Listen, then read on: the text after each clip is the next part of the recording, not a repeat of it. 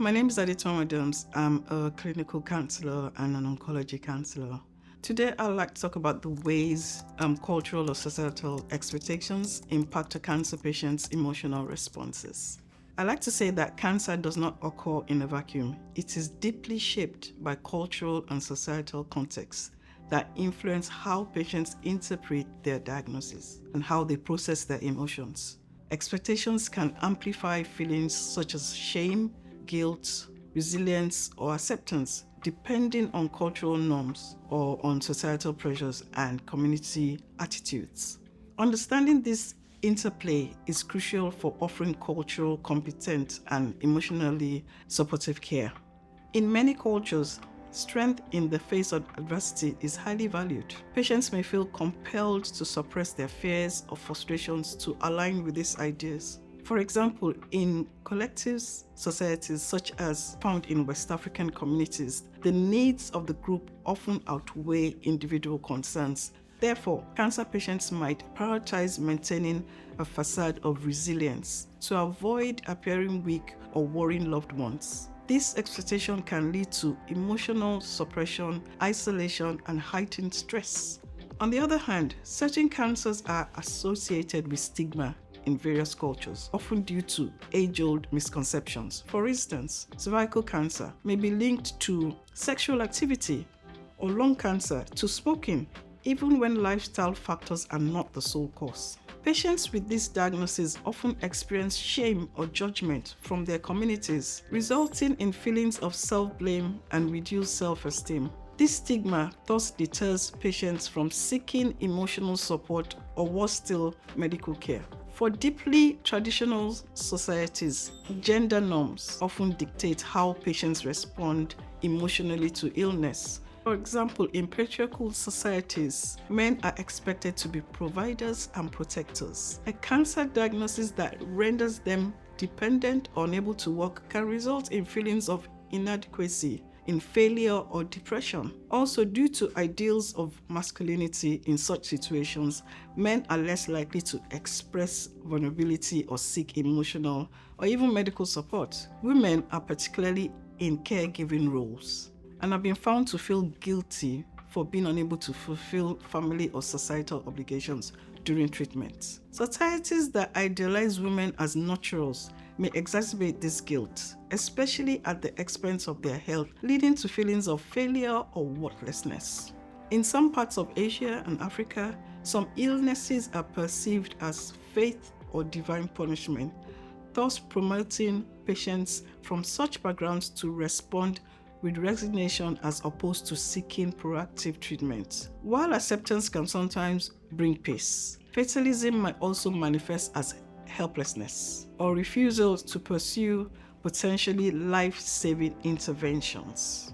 In tightly knit communities, preserving the family's reputation is paramount. Cancer is sometimes viewed as a private matter, and patients may face pressure to conceal their diagnosis.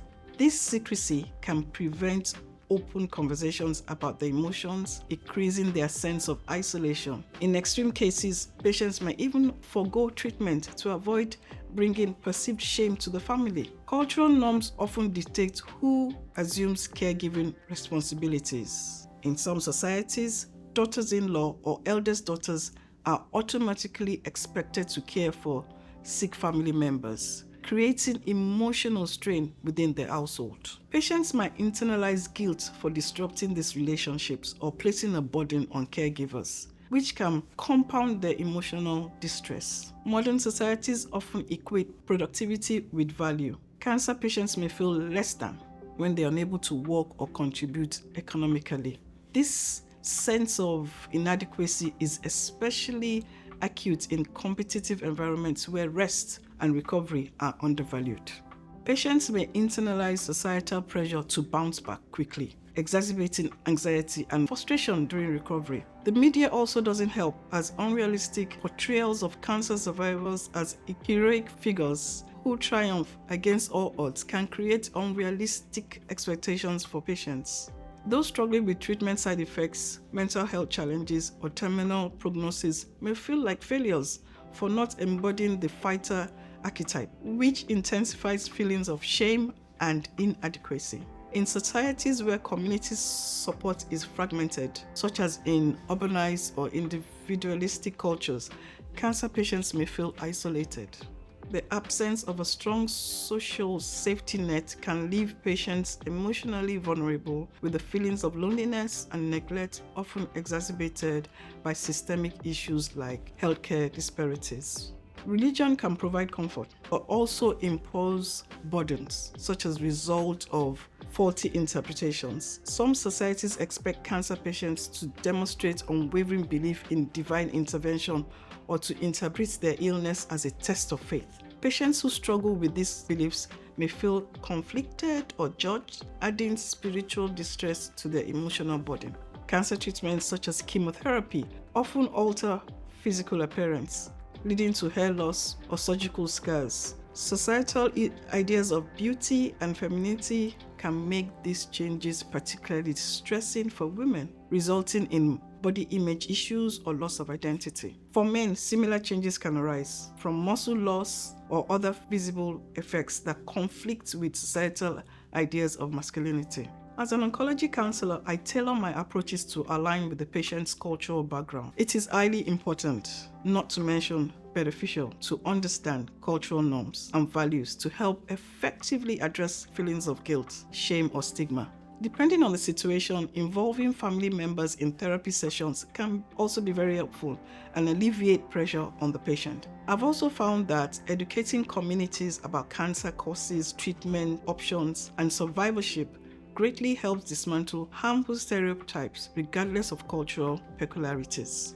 Campaigns that promote vulnerability as strength can help dismantle cultural norms around stoicism or emotional suppression. Media representation of diverse cancer journeys include those that emphasize vulnerability, struggle, and imperfection, which can reshape societal expectations. In conclusion, cultural and societal expectations deeply influence a cancer patient's emotional responses, shaping how they process their diagnosis, seek support, and interact with their communities. These influences can either compound their emotional burden or serve as a source of strength, depending on how they are navigated.